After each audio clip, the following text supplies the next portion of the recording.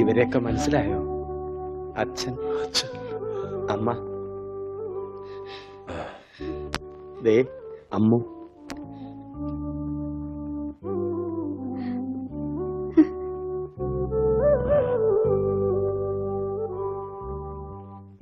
എന്താ എന്റെ മോന് പറ്റിയത്? എല്ലാവരും ഒന്ന് കുറച്ചു നേരം പുറത്തേക്ക് ഇറങ്ങി നിൽക്കുക. ഒന്നിറങ്ങി.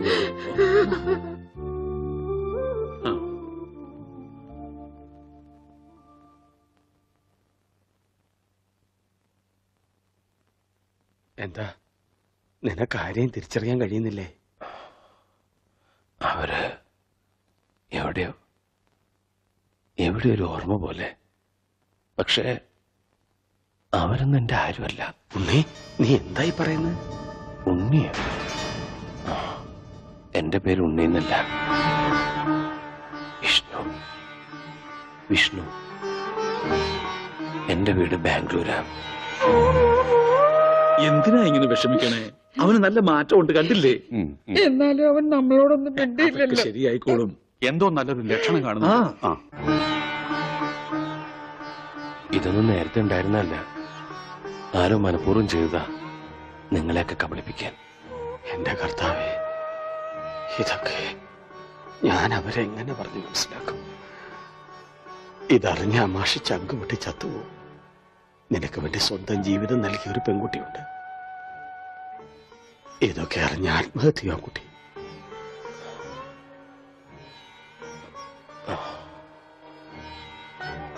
വിഷ്ണു, ഒരു ഗ്രാമം മുഴുവൻ തന്നെ സ്നേഹിച്ച കഥ നീ അറിയണം.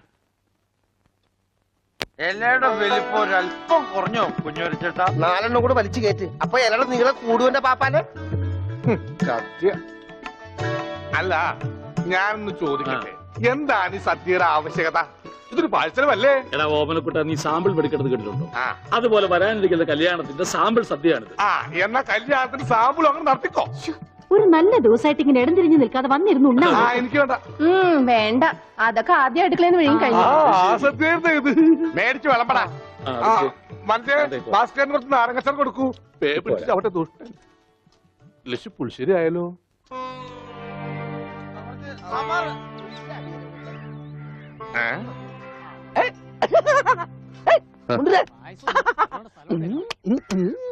ഓമനക്കുട്ടൻ, നിനക്ക് എന്നാ പറ്റി? എനിക്കൊന്നുമില്ല, വട്ടുമാറൊന്ന് ടെസ്റ്റ് ചെയ്തതാ.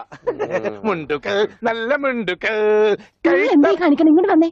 എന്തിപ്പണ്ടായേ? അവനിപ്പോ അസുഖമൊന്നുമില്ല, അവന്റെ അസുഖമൊക്കെ മാറി. ദൈവമേ, എന്താ നീ ചങ്കിക്കുത്ര വർത്താനൊന്നും പറയല്ലേ? ഉണ്ടായിരിക്കും.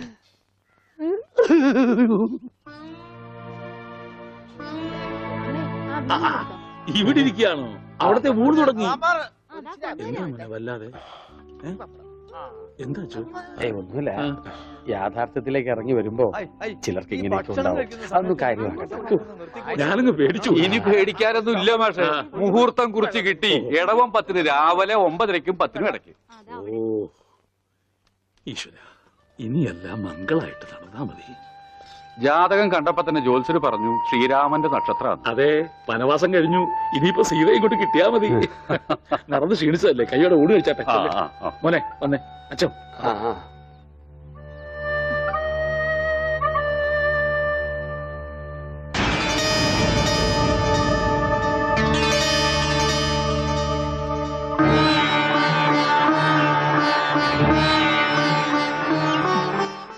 അച്ഛോ, വരും ഊണ് കഴിക്കാം. വേണ്ട, എനിക്കൊരു ഗ്ലാസ് വെള്ളം തന്നാ മതി. ഉണ്ണിയോ? ഓ, ഇനി അമ്മിക്കുട്ടി വാരി തന്നാലേ ഉണ്ണിക്കുട്ടിന് ഉണ്ണുള്ളോ? ചേച്ചി, എനിക്ക് അമ്മോനോടൊന്ന് സംസാരിക്കണം. ദേ, ആ മുറിയിലുണ്ട്, പോയിക്കോളൂ. അല്ല, ഞങ്ങളൊന്ന് പുറത്തേക്ക് വെക്കോട്ടെ? പോയിക്കോ പോയിക്കോ. പിന്നെ ഇത് എന്നും വേണം കേട്ടോ. എന്റെ കല്യാണത്തിന് മുമ്പ് ഓമനക്കുട്ടായിട്ട് ദിവസം പുറത്തേക്ക് വിളിക്കും. കല്യാണം കഴിഞ്ഞപ്പോഴോ ഞാൻ പറയാട്ടോ അമ്മിക്കുട്ടോട്.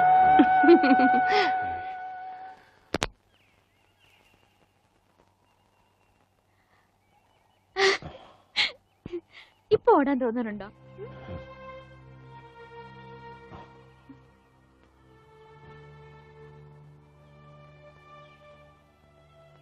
അമ്മ കരുതുന്ന പോലെ ഞാൻ മാഷിന്റെ മോൻ ഉണ്ണിയല്ല. ബാംഗ്ലൂരിലെ മഹേശ്വരൻ തമ്പി എന്ന ക്രിമിനലിന്റെ മകനാണ് ഞാൻ.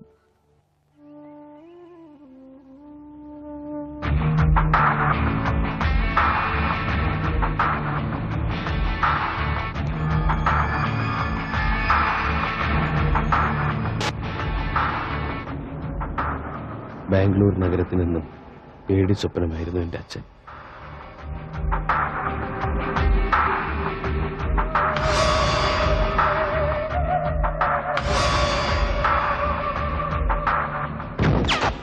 മഹേശ്വരൻ തമ്പി അറിയാതെ ഒരു കരിയില്ല പോലും അനങ്ങില്ല. രക്തം പുരണ്ട അച്ഛൻ്റെ പണത്തിനോടും ബിസിനസ്സിനോടും എനിക്കെന്നും വെറുപ്പായിരുന്നു. അതുകൊണ്ട് തന്നെ ഞാൻ അച്ഛനിൽ നിന്ന് ഓടി അകലാൻ ആഗ്രഹിച്ചു. എനിക്ക് ലഭിക്കാതെ പോയ സ്നേഹവും പരിഗണനയൊക്കെ കിട്ടിയത് അനാഥാലയത്തിൽ വളർന്ന ഒരു പെൺകുട്ടിയിൽ നിന്നാണ്, ഗൗരി. ഞങ്ങളുടെ സ്നേഹം എൻ്റെ സ്വകാര്യതയിൽ ഞാൻ അനുഭവിക്കുന്ന ഏറ്റവും വലിയ ആനന്ദമായി മാറി. ഒടുവിൽ എൻ്റെ അച്ഛൻ്റെ അറിവോ സമ്മതമോ ഇല്ലാതെ ഞാൻ അവളെ വിവാഹം കഴിക്കാൻ തീരുമാനിച്ചു. അപകടമാണെന്ന് അറിഞ്ഞിട്ടും ഒരു ഒളിച്ചോട്ടം. വിവാഹത്തിന്റെ തലേന്ന് സുഹൃത്തുക്കൾ ഞങ്ങൾക്ക് വേണ്ടി ഒരു കൊച്ചു പാർട്ടി ഒരുക്കി, രഹസ്യമായി. പക്ഷെ ഒന്നും ക്ഷമിച്ചു തരാൻ അച്ഛൻ ഒരുക്കമായിരുന്നില്ല. പിന്തുടരുന്ന അപകടം മനസ്സിലാക്കാതെ ഞങ്ങൾ ആഘോഷിക്കുകയായിരുന്നു.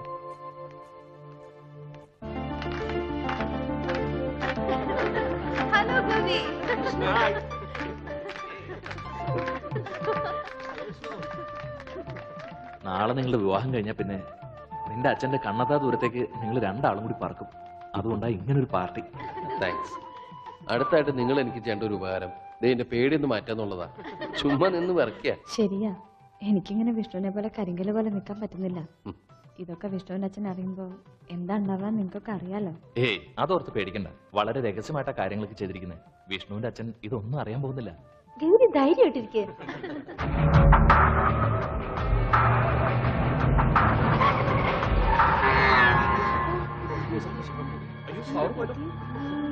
വിഷ്ണു, എനിക്ക് പേടിയാവും.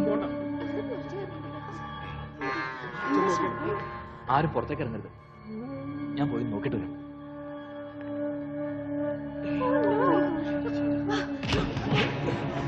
വിഷ്ണു,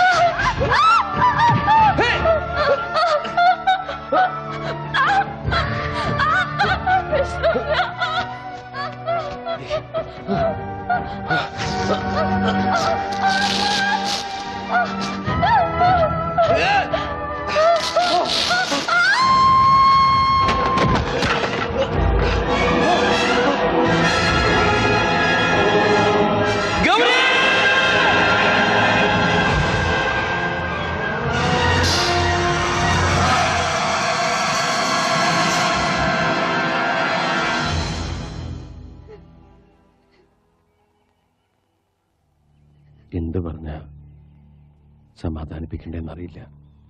മനഃപൂർവ്വം അല്ലെങ്കിലും മാപ്പ് പറയാൻ ഞാൻ